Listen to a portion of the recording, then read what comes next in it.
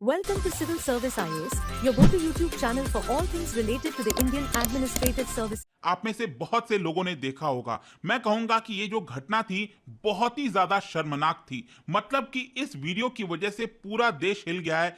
कैसे कोई एक इंसान दूसरे इंसान के ऊपर यूरिनेट कर सकता है, पेशाब कर सकता है। भारत में नहीं, फॉरेन मीडिया के द्वारा भी इसको कवर किया जा रहा है। मेरा तो मानना है कि हम सबका सर जो है वो शर्म से झुक जाना चाहिए, क्योंकि आज के जमाने में भी इस तरह के इंसिडेंट हमें देखने को मिल रहे हैं। ये आप खबर देख सकते हो, एमपी मैन मतलब मध्य प्रदेश के अंदर एक आदमी जो है वो ट्राइबल वर्कर के ऊपर यूरिनेट कर रहा है। उसको अभी के लिए अरेस्ट कर लिया गया है। एनएसए की धारा जो SC/ST एक्ट है वो भी यहां पर उसके ऊपर लगाई गई है। तो इस पूरे वीडियो के अंदर मेरा मकसद होगा कि आपको इस कंट्रोवर्सी के बारे में बताऊं, एग्जैक्टली हुआ क्या, क्या खबरें बताई जा रही हैं, बीजेपी को लेकर इसमें क्या लिंक किया जा रहा है, प्लस इसके साथ साथ यहां पर एनएसए और जो SC/ST एक्ट है उसके बारे में भी मैं आपको बताऊंगा काफी कुछ। प्रदेश पुलिस ने प्रवेश शुक्ला को, जी हां, यहां पर अगर आप देखोगे इस तरह का वीडियो वायरल हुआ, उसका स्क्रीनशॉट है। ये जो आदमी है जो खड़ा हुआ है वो एक ट्राइबल वर्कर के ऊपर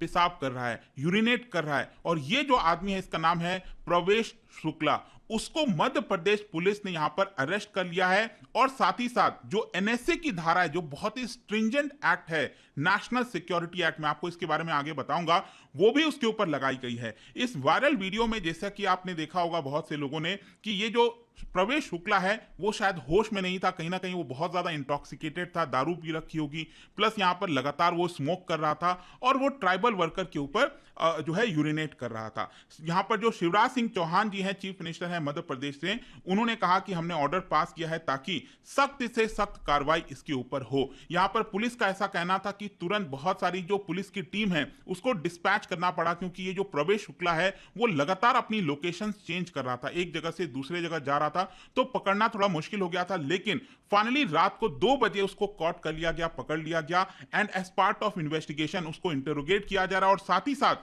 जो प्रवेश शुक्ला की वाइफ है और उनकी जो पेरेंट्स हैं उनसे भी क्वेश्चंस पूछे जा रहे हैं। यहां पर एनएसए के साथ साथ जैसा कि आप देख सकते हो जो SC/ST एक्ट है, प्रिवेंशन ऑफ एट्रोसिटीज एक्ट 1989, उसकी भी धाराएं लगाई गई हैं। साथ ही साथ जो इंडियन पिनल कोड का सेक्शन 294 और 504 वो भी यहां पर लगाया गया है। और मैं आपको बता दूं कि ये जो वायरल वीडियो है बताया जा रहा है कि लगभग 3 महीने पहले का होगा।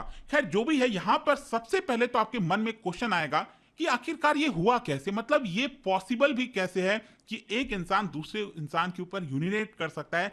आज के 21st सेंचुरी के जमाने में इस तरह की इंसिडेंट कैसे हो सकती है। देखो, मीडिया में जो रिपोर्ट है अभी उसके आधार पर मैं अगर आपको बताऊं तो लोकल्स का ऐसा मानना है, लोकल्स जो हैं उनका ऐसा मानना है कि यहां पर जो दशमत रावत है, जो विक्टिम है दशमत रावत, जिनके ऊपर यूरिनेट किया जा रहा था, एक ट्राइबल वर्कर हैं 36 साल के।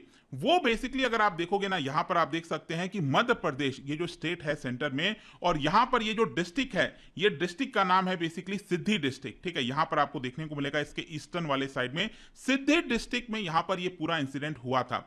बेसिकली बताया जा रहा है कि जो दशमत रावत हैं, जो वर्कर हैं ट्राइबल वर्कर, तो वो अपनी दिहाड़ी लेने, वो अपना वेज लेने जो है बेसिकली वो मार्केट जा रहे थे। और मार्केट जाते समय उनको प्रवेश शुक्ला दिख गए, और जब वो जा रहे थे तो उनको लगा कि अपना जो अनपेड वेजेस है, मतलब कि उनको कुछ ना कुछ वेज चाहिए होगा, जो उन्होंने काम किया होगा उसके लिए जो भत्ता होता है, जो पैसा चाहिए होता है, तो वो उनको मार्केट में दिखे। तो दशमत रावत ने सोचा कि मैं प्रवेश शुक्ला से जाकर वो पैसे ले लेता हूं। ठीक है, देखो ये लोकल्स का ऐसा कहना है, जो मीडिया में खबर है। तो जब वो वहां पर गए, प्रवेश शुक्ला से जब वो पूछे पैसे के लिए, तब यहां पर प्रवेश शुक्ला जो है उनको फिजिकली असॉल्ट करता है। और बताया जाता है कि प्रवेश शुक्ला जो है काफी ज्यादा इंटॉक्सिकेटेड था, मतलब कहीं ना कहीं बहुत ज्यादा जो शराब है, दारू है, वो पी रखी होगी, तभी इंटॉक्सिकेटेड था। यहां पर जो रावत की हम बात करें ना, जो विक्टिम है दशमत रावत, मैं आपको बता दूं he is a member of Kol tribe. Kol tribe अगर आप देखोगे तो जो विंध्या रीजन है, उस पूरे मध्य प्रदेश के अंदर जो विंध्या रीजन है, वहां पर लार्जेस्ट ट्राइबल कम्युनिटी है कोल ट्राइब।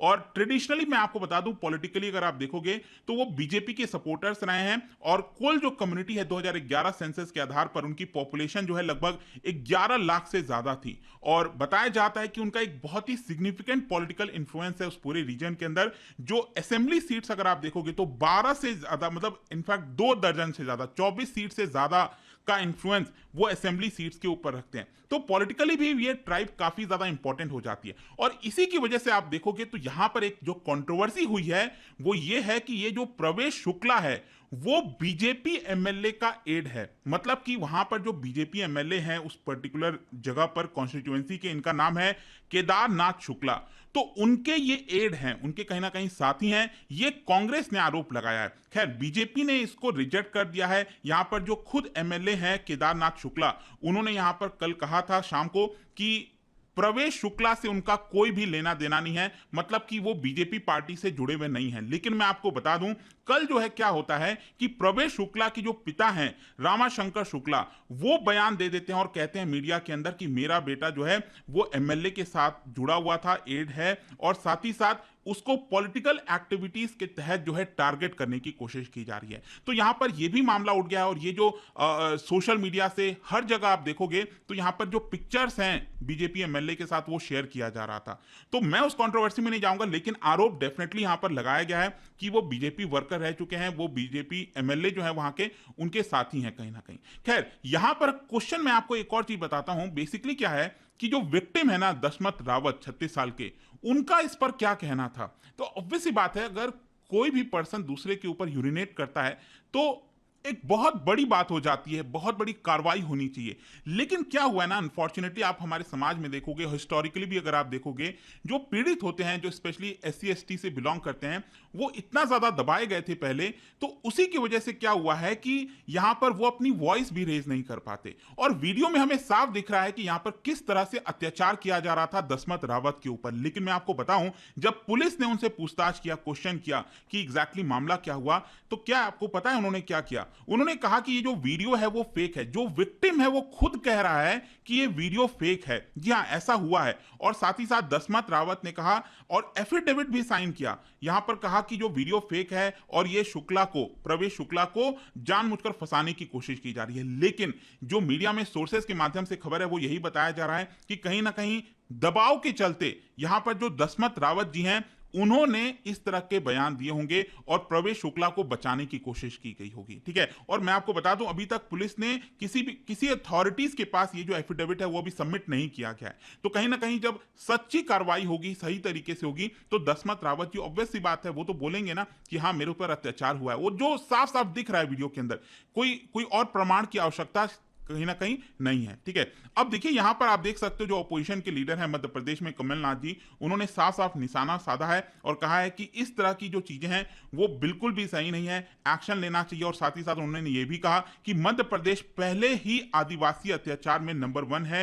इस घटना ने पूरे मध्य प्रदेश को शर्मसार किया है। वो मुख्यमंत्री से मांग कर रहे हैं शिवराज सिंह चौहान से कि कड़ी कार्रवाई की जाए। वैसे मैं अगर आपको बताऊं, यहां पर क्राइम अगेंस्ट एससीज एसटी पिछले साल ये रिपोर्ट आई थी, आप देख सकते हो यहां पर रिपोर्ट में क्या लिखा हुआ है, आप देख पाएंगे यहां पर जो total number of cases registered हैं, कौन से राज्य में सबसे ज्यादा केसेस हैं एससी और एसटी के। देखो अगर हम शेड्यूल्ड कास्ट की बात करें तो यूपी में सबसे ज्यादा नंबर रजिस्टर्ड आपको देखने को मिलेंगे और फिर बिहार का नंबर आता है। लेकिन अगर हम शेड्यूल्ड ट्राइब की बात करें तो यह बात सच है कि एमपी में सबसे ज्यादा केसेस रजिस्टर्ड हैं अगेंस्ट एट्रोसिटीज अगेंस्ट एसटी। और आप देख सकते हो 2018 में क्या केस था, 2019 में और 2020 में 2400 के आसपास केस हुए थे। और दूसरे नंबर पर राजस्थान आता है जहां पर 1878 जो है केसेस रजिस्टर्ड किए गए हैं क्राइम अगेंस्ट एसटी। ठीक है, तो यहां पर आंकड़ों के हिसाब से आप देखिए तो एमपीज में सबसे ज्यादा अत्याचार होता है शेड्यूल्ड ट्राइब के ऊपर,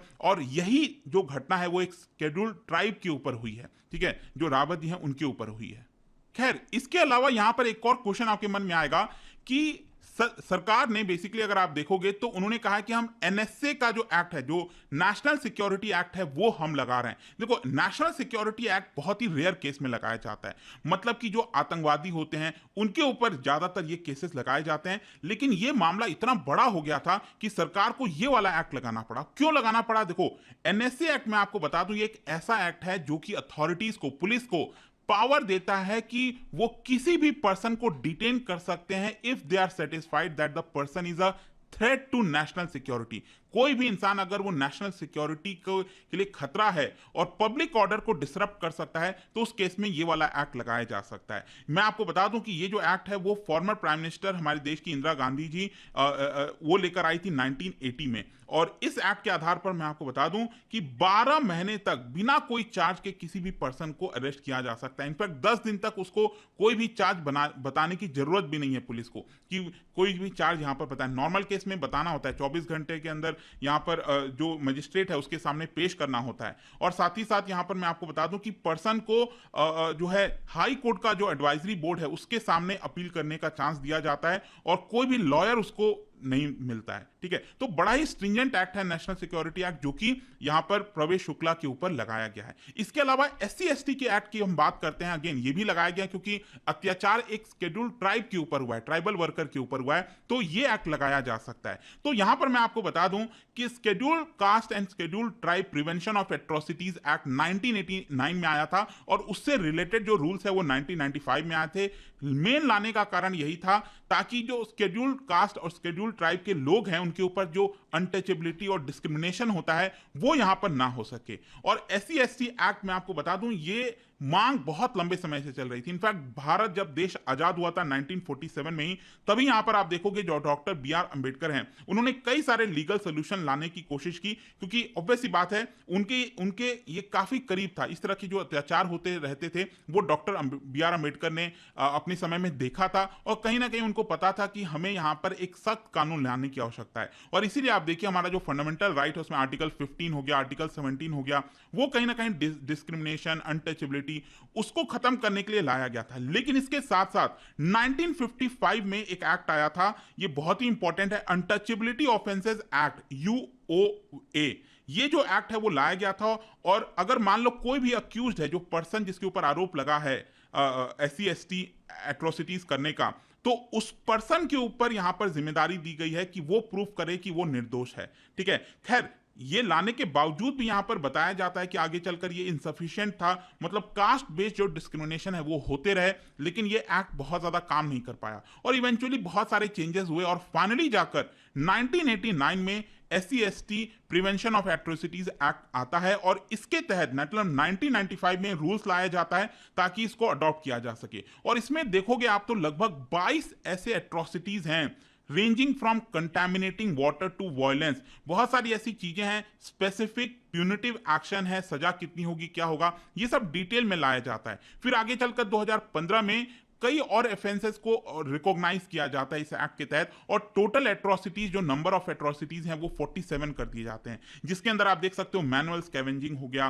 फोर्सिबली अगर आप किसी का मूंछ काट रहे हो या फिर आप किसी इंडिविजुअल को कह रहे हो कि आप ये जो एनिमल का कैरेकेसिस है, जो मरा हुआ जानवर है उसको हटाओ, तो इस तरह की चीजें आप SC/ST से नहीं करा सकते। ये सारी चीजें इस एक्ट के तहत आती हैं। तो आई होप दोस्तों यहां पर जितनी भी चीजें थी इससे रिलेटेड, ये जो कंट्रोवर्सी हुई आपके एग्जाम पॉइंट ऑफ व्यू से लेकर जितनी भी चीजें हैं वो आपको मैंने समझा दिया। और दोस्तों प्लीज हमारे चैनल को सब्सक्राइब करें और ज्यादा वीडियोस के लिए डिस्क्रिप्शन में देखें।